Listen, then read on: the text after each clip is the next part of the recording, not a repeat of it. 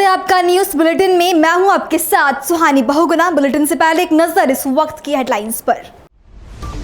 जम्मू कश्मीर में विश्व के सबसे ऊंचे ब्रिज का उद्घाटन प्रधानमंत्री नरेंद्र मोदी ने किया शुभारंभ। वंदे भारत ट्रेन को भी प्रधानमंत्री ने दिखाई हरी झंडी।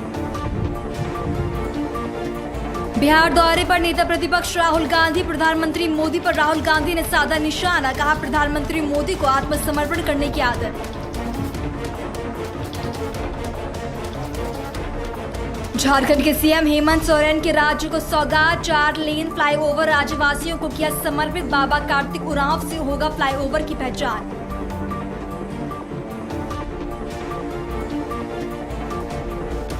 थराली में आयोजित 3 दिवसीय शौर्य महोत्सव कार्यक्रम। सीएम पुष्कर सिंह धामी ने किया कार्यक्रम का उद्घाटन। शहीद दत्त जोशी को किया गया याद।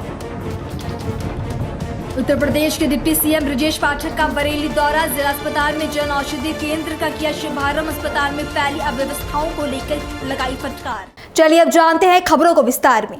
जम्मू कश्मीर दौरे के दौरान प्रधानमंत्री मोदी ने सबसे पहले विश्व के सबसे ऊंचे रेलवे पुल चिनाब ब्रिज का उद्घाटन किया। इसके बाद ही प्रधानमंत्री मोदी ने अंजी पुल का उद्घाटन भी किया। प्रधानमंत्री मोदी ने कटरा से वंदे भारत ट्रेन को हरी झंडी दिखाकर श्रीनगर रवाना किया। इस मौके पर प्रधानमंत्री के साथ उपराज्यपाल मनोज सिन्हा, सीएम उमर अब्दुल्ला और रेल मंत्री अश्विनी वैष्णव भी शामिल थे। देश के प्रधानमंत्री नरेंद्र मोदी ने जम्मू कश्मीर को 46,000 करोड़ रुपए से अधिक की लागत वाली कई विकास परियोजनाओं का शिलान्यास और उद्घाटन किया।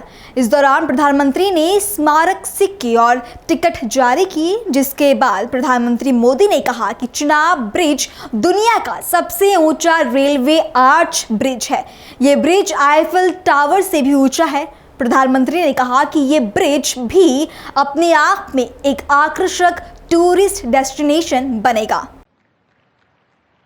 चिनाब ब्रिज दुनिया का सबसे ऊंचा रेलवे आर्च ब्रिज है। लोग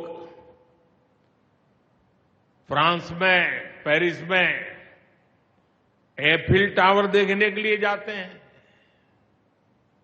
और ये ब्रिज एफिल टावर से भी बहुत ऊंचा है। अब लोग चिनाब ब्रिज के जरिए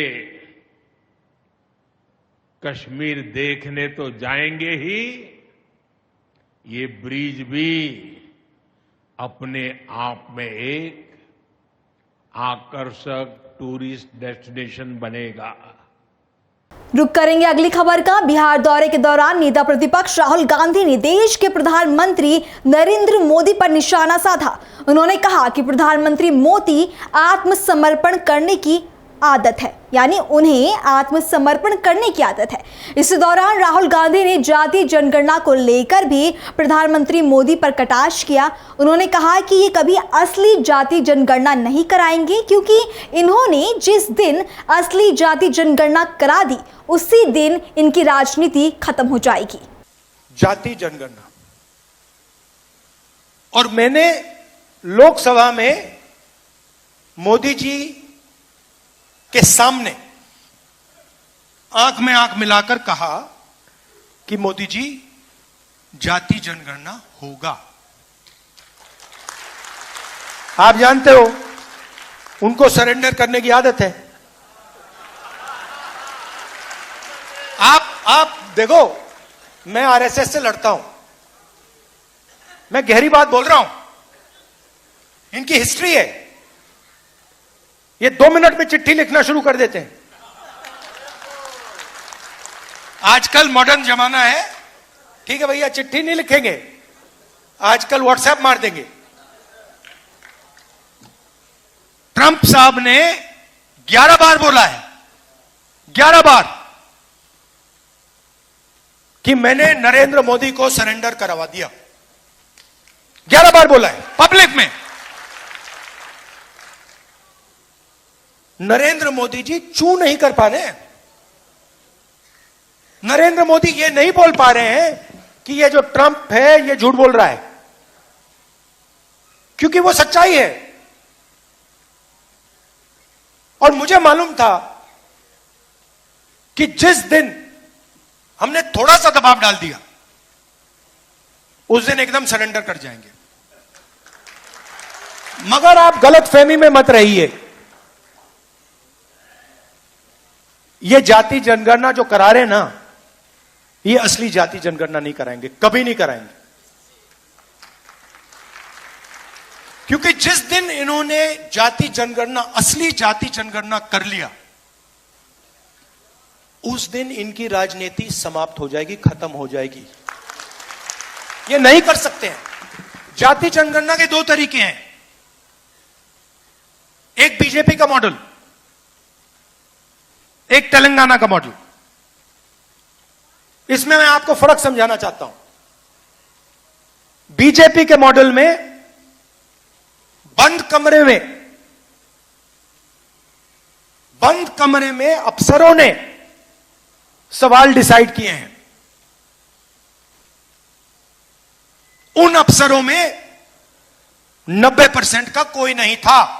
लोकसभा में विपक्ष के नेता राहुल गांधी ने भोपाल में एक सभा में प्रधानमंत्री नरेंद्र मोदी पर आपत्तिजनक टिप्पणी भी की थी, जिसमें उन्होंने ऑपरेशन सिंदूर को लेकर दावा किया था कि अमेरिकी राष्ट्रपति डोनाल्ड ट्रंप का फोन आया और नरेंद्र ने सरेंडर कर दिया।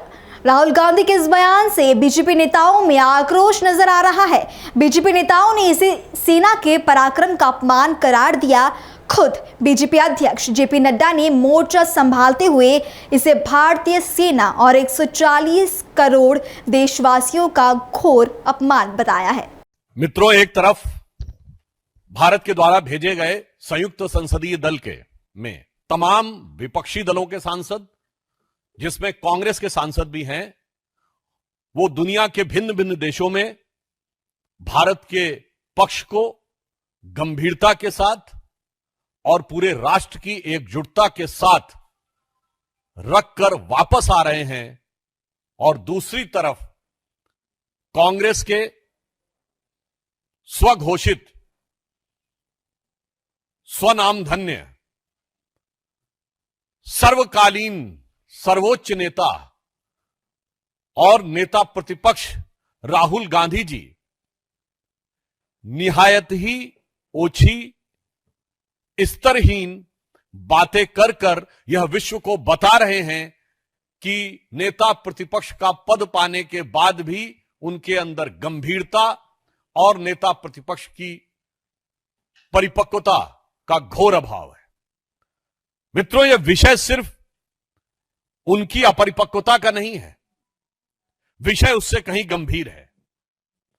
राहुल गांधी जी ने जिस प्रकार से हमारी सेना के द्वारा दिखाए गए अप्रतिम शौर्य और सेना के अधिकारियों द्वारा, जिसमें director general military operation, director general air operation, director general navy operations थे, उन्होंने जिस तरीके से ऑपरेशन सिंदूर की सफलता का विवरण दिया है, उसको सरेंडर से तुलना करना यह दर्शाता है कि यह मानसिकता कितनी रोगी और कितनी खतरनाक हो चुकी है। मुझे इस बात पे आश्चर्य हो रहा है कि अभी तक कांग्रेस के नेता पाकिस्तानी मीडिया में सुर्खियां बटोरने में लगे हुए थे, पाकिस्तानी संसद में उनके बयान कोट किए जा रहे थे। राहुल गांधी जी का नाम तो और बयान तो भारत के विरुद्ध पाकिस्तान अपने डोजियर में यूज कर चुका है, परंतु पहली बार राहुल गांधी जी ने ऐसा बयान दिया है जो पाकिस्तान के सेना प्रमुख ने भी नहीं बोला, पाकिस्तान के किसी आतंकी संगठन ने भी नहीं बोला, मौलाना मसूद अजहर ने भी नहीं बोला और हाफिज सईद ने भी नहीं बोला। इसमें से किसी ने यह शब्द नहीं बोला है कि भारत ने सरेंडर किया है, बल्कि उन लोगों ने अपनी अपनी तकलीफों का इजहार गाहे बगाहे किया है। अगर इसके बाद ये बोल रहे हैं तो मैं पूछना चाहता हूं, क्या आप उन नेताओं से एक कदम आगे जाना चाह रहे हैं? यानी अभी तक तो आप पाकिस्तान के लोगों को, पाकिस्तानी सेना और पाकिस्तान के आतंकी संगठनों को कवर फायर देते थे, अब उनके सिरमौर भरने की कोशिश कर रहे हैं। खबर झारखंड के रांची से, जहां मुख्यमंत्री हेमंत सोरेन ने राज्य की जनता को एक बड़ी सौगात दी। उन्होंने आधुनिक तकनीक से निर्मित 4 लेन फ्लाईओवर परियोजना का उद्घाटन किया और इसे राज्य की जनता को समर्पित किया। मुख्यमंत्री ने इस फ्लाईओवर का नामकरण झारखंड के सपूत दिवंगत कार्तिक उरांव के नाम पर करने की घोषणा की है। बड़ी सौगात देखो, ये आप सबको मालूम है कि ये फ्लाईओवर रांची वासियों के लिए, झारखंड वासियों के लिए कितना महत्वपूर्ण है। ये एक माइलस्टोन है। अब आने वाले समय में रांची को बेहतर यातायात व्यवस्था उपलब्ध हो, इस विषय पर ये पहला नहीं बल्कि कहा जाए कि दूसरा, इससे पहले कांटाटोली भी हम लोगों ने उद्घाटन करके जनता को समर्पित किया है, क्योंकि बहुत पुरानी व्यवस्था के साथ रांची रचा बसा है। अब इसको नया आयाम देने का थोड़ा नीचे करना चाहिए। पहला कड़ी और महत्वपूर्ण कड़ी के रूप में आज इस फ्लाईओवर को हम लोग देख रहे हैं। और आप सबको मालूम भी है कि इस फ्लाईओवर को हम लोगों ने अब अपने राज्य के मार्गदर्शक रहे, आंदोलनकारी रहे, आदरणीय स्वर्गीय कार्तिक उरांव जी के नाम पर रखने का निर्णय लिया। और इससे कहीं ना कहीं इस फ्लाईओवर से राज्य की और शहर की जनता को लाभ। अगली खबर उत्तराखंड के चमोली से, जहां थराली में आयोजित 3 दिवसीय शौर्य महोत्सव कार्यक्रम का सीएम धामी ने दीप प्रज्वलित कर शुभारंभ किया। आपको बता दें कि कार्यक्रम 1962 के भारत चीन युद्ध के दौरान ड्यूटी के दौरान शहीद हुए नायक भवानी दत्त जोशी की याद में आयोजित किया जाता है, जिसके बाद सीएम ने कार्यक्रम को संबोधित करते हुए कहा कि इस विधानसभा में एक निर्माणाधीन पुल गिर गया, जिसका मैंने इसका संज्ञान लिया और 3 इंजीनियरों को तुरंत निलंबित कर दिया। अगर कोई अधिकारी कर्मचारी अपनी जिम्मेदारियों और कर्तव्यों के प्रति लापरवाह है तो उसे बख्शा नहीं जाएगा। भाइयों बहनों, अभी कल ही इसी विधानसभा में, थराली विधानसभा में एक निर्मित होने वाला पुल, निर्माणाधीन पुल बीच में ही गिर गया और ये सरासर बहुत बड़ी लापरवाही है और मैंने इसका तत्काल संज्ञान लिया। 3 इंजीनियरों को सस्पेंड कर दिया गया है और इतना ही नहीं, कोई भी लापरवाही बरतेगा भाइयों बहनों, कहीं भी काम में कोई ढिलाई करेगा, जनता के जो प्रति उनके कर्तव्य, उन कर्तव्यों से विमुख होगा, उसके खिलाफ कठोर कार्रवाई की जाएगी। जहां 3 इंजीनियरों को सस्पेंड किया गया है, वहीं ये जनता का पैसा है, जनता की गाड़ी खून कमाई से लगने वाला ये पैसा है जो विकास के काम आता है। भाइयों बहनों, हमने यह भी तय किया है कि ये जो पैसे की बर्बादी हुई है बीच में निर्माणाधीन होते हुए, इसकी भरपाई भी उसी ठेकेदार से की जाएगी जो ठेकेदार वहां पर जो है इस निर्माणाधीन पुल का जिसने टेंडर लिया है।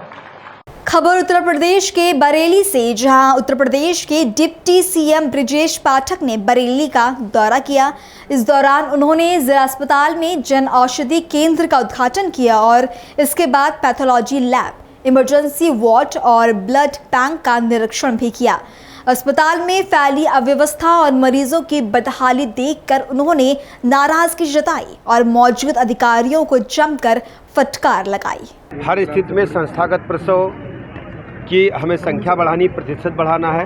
100% संस्थागत प्रसव हमारे अस्पतालों में हो, इसको सुनिश्चित करने के निर्देश दिए हैं। इसके अलावा जो हमारे अस्पताल परिसर है उनको साफ सफाई का ध्यान रखा जाए। गर्मी के सीजन के लिए मरीजों के, उनके परिजनों की सुविधा के लिए ठंडा पानी और स्ट्रेचर, व्हीलचेयर उपलब्ध हो। सभी दवाइयाँ हमारे पास उपलब्ध हैं। जो चिकित्सकों के पद रिक्त हैं, जिलाधिकारी महोदय और मुख्य चिकित्सा अधिकारी महोदय को यह अधिकार है कि वॉक इन इंटरव्यू के माध्यम से तत्काल भरें। और एक हृदय रोग चिकित्सक की यहाँ डिमांड आई है, तो हमने जिलाधिकारी महोदय से कहा है कि एक स्थानीय स्तर पर वाकई इंटरव्यू के माध्यम से रिवर्स मीटिंग से उसे तत्काल भरे, जिससे लोगों को हम अच्छी से अच्छी स्वास्थ्य सेवाएं दे पाएं। ईद को लेकर क्या निर्देश दे रहे हैं, क्या प्रतिबंधित पशुओं का? देखिए, शांति व्यवस्था कायम रहे और सभी लोग त्यौहार अपना हर्षोल्लास का परंपरा ढंग से निभाएं। निरीक्षण के दौरान क्या क्या कमियां पाई हैं, क्या देखिए, मेंटेनेंस को प्रॉपर करें और कहीं मरीज को कहीं कोई दिक्कत न हो, परिजनों को दिक्कत न हो, इसकी व्यवस्था। प्राण प्रतिष्ठा हुई है राम मंदिर की, क्या रहेंगे? और बाबा देखिए, अद्भुत कृपा प्रभु श्री राम की पूरे भारतवर्ष पर बरस रही है। रामलला स्वयं पहले बाल रूप में विराजमान हुए अयोध्या धाम में, अब रामलला पूरे परिवार के साथ प्रभु श्री राम माता सीता के साथ विराजमान हुए हैं, अपने भ्राताश्री के साथ, हमारे आराध्य हनुमान जी के साथ। अद्भुत वातावरण है। प्रभु श्री राम की कृपा पूरे भारत पर बरस रही है। सबके घरों में सुख संपत्ति वैभव आए, संकटों का नाश हो, ऐसा मैं प्रभु के चरणों में प्रार्थना करता हूं। और वहीं बीजेपी सांसद अनिल बलूनी और प्रदेश के कैबिनेट मंत्री डॉक्टर धन सिंह रावत ने तहसील पौड़ी क्षेत्रांगत पैठाणी के राहु मंदिर का दौरा किया। इस दौरान उन्होंने राहु मंदिर में पूजा अर्चना की और आशीर्वाद लिया। इसके अलावा डॉक्टर धन सिंह रावत ने मंदिर के विकास और सौंदर्यीकरण को लेकर जिलाधिकारी डॉक्टर आशीष चौहान को रूपरेखा तैयार करने के निर्देश भी दिए। खबर उत्तरकाशी से, जहां कार्यों को लेकर चल रही लापरवाही को लेकर कांग्रेस पार्टी ने 9 जून को धरना प्रदर्शन करने का ऐलान किया। बता दें कि आज प्रेस वार्ता करते हुए जिला कांग्रेस पार्टी के जिला अध्यक्ष मनीष राणा ने बताया कि मुख्यालय में BRO की सड़कों के बुरे हाल हैं और सड़क की स्थिति भी खस्ता हाल है। का तहे दिल से हार्दिक स्वागत एवं अभिनंदन है। आज की जो ये जिला कांग्रेस कमेटी के द्वारा जो ये पत्रकार वार्ता रखी गई है, ये पत्रकार वार्ता महत्वपूर्ण रूप से 9 तारीख को जिला कांग्रेस कमेटी के द्वारा उत्तरकाशी में विभिन्न समस्याओं को लेके, जिसमें महत्वपूर्ण मुख्य समस्या सड़कों को लेके है, साथ ही जिला अस्पताल जो कि रेफर सेंटर बना हुआ है, साथ ही विभागों में जो 40% कमीशन खोरी जो चल रही है, वो कमीशन खोरी, उसके अलावा नेटवर्क व्यवस्था आज की डेट में ठप पड़ी हुई है, वो उसके अलावा दैवीय आपदाओं की बंदरबांट के बारे में हम सभी लोगों ने, समस्त कांग्रेस कमेटी ने 9 तारीख को एक जन आक्रोश रैली का आयोजन किया है, जो कि उत्तरकाशी जनपद के मध्य मुख्यालय में जन आक्रोश रैली निकाली जाएगी। इसमें महत्वपूर्ण जो बात है, खबर झारखंड के बड़कागांव से, जहां बकरा ईद पर्व को लेकर उपायुक्त शशि प्रकाश सिंह और पुलिस अधीक्षक अंजन की मौजूदगी में फ्लैग मार्च निकाला गया। इस दौरान उन्होंने स्पष्ट संदेश दिया कि त्योहार में किसी भी तरह की शांति भंग ना करें। कल से दौरा लगा रहे हैं वहाँ पे मुहर्रम बकरीद को लेकर, इसके बारे में क्या कुछ चाहिए? देखिए, बकरीद के त्यौहार के मौके पे हम लोगों ने आज फ्लैग मार्च निकाला है। उपायुक्त महोदय, DSP साहब जी के साथ सब लोग साथ में हैं और हम लोग का संदेश यही है कि आपसी सौहार्द और प्रेम लोग बनाए रखें और शांतिपूर्वक इस त्यौहार को मनाएं। और फ्लैग मार्च के जरिए हम लोगों ने भी उसको अवेयर किया क्या सिक्योरिटी है, कैसा एरिया है। साथ में पब्लिक को भी हम ये बताना चाहते हैं कि हमारी तैयारी किस तरह की है, वो कितने तैयार हैं और हम लोगों की अपनी तैयारी साथ में सद्भावना बने रहे, शांति व्यवस्था बनी रहे, इसी के लिए फ्लैग मार्च निकाला। जनता से क्या अपील करेंगे? बिल्कुल, जनता से यही अपील होगा कि हर त्यौहार प्यार और परस्पर सहयोग और भाईचारे के साथ मनाएं और जो एक मुझे लगता है कि इस तरह से लोग एक मिसाल भी दे सकते हैं कि आपसे सौहार्द बना रहे। अवसर पर जो है हम लोग जितने भी सेंसिटिव एरियाज़ हैं सभी जगह जो है हम लोग स्वयं निरीक्षण भी कर रहे हैं और हम फ्लैग मार्च कर रहे हैं ताकि लोगों में जो है कॉन्फिडेंस आए और कभी अगर कोई इवेंट है, अगर कुछ उनकी मंशा है तो एक स्ट्रॉन्ग मैसेज हम लोग देना चाहते हैं कि इस तरह की चीज़ें जो है बर्दाश्त नहीं होगी। फोर्स और मजिस्ट्रेट का डेपुटेशन किया गया है एवं सभी लोग जो हैं सतर्क हैं, ड्रोन और CCTV के माध्यम से जो है निगरानी रखी जा रही है। तो मैं आशा करता हूँ कि ये शांतिपूर्ण जो है बकरीद पर्व जो है मनाया जाएगा। फिलहाल बुलेटिन में इतना ही। देश और दुनिया की बाकी तमाम खबरों के लिए आप बने रहें पल्स 24 न्यूज़ के साथ। नमस्कार।